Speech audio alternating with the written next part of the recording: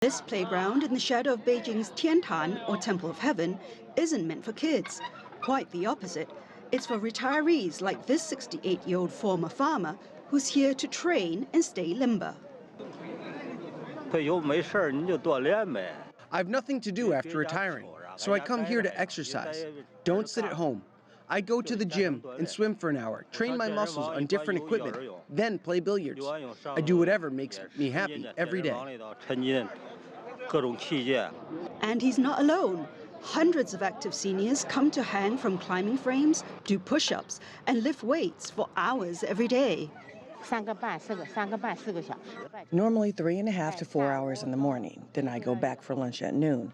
I go for a walk again from 3 to 5 in the afternoon. I'm over 80 now. There's not much else for me to do, so I go out and exercise. I try not to trouble my children. And even if you're not quite this fit, a new study out of the UK indicates that all older people could benefit equally from challenging their muscles.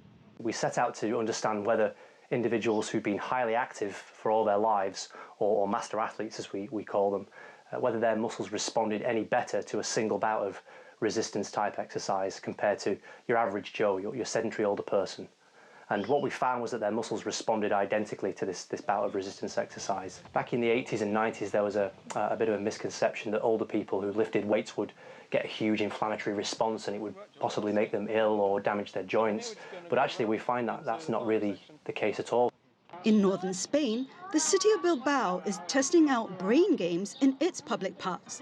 The idea is to stimulate the minds of its older citizens and to keep them socially engaged. By creating spaces where people can do not just physical but also cognitive exercises, we're also making people interact with each other, and all this connects to the issues of loneliness. Staying mentally active, socially engaged, and physically healthy are all ways the World Health Organization suggests may reduce the risk of dementia. Junwei Sum, CGTN.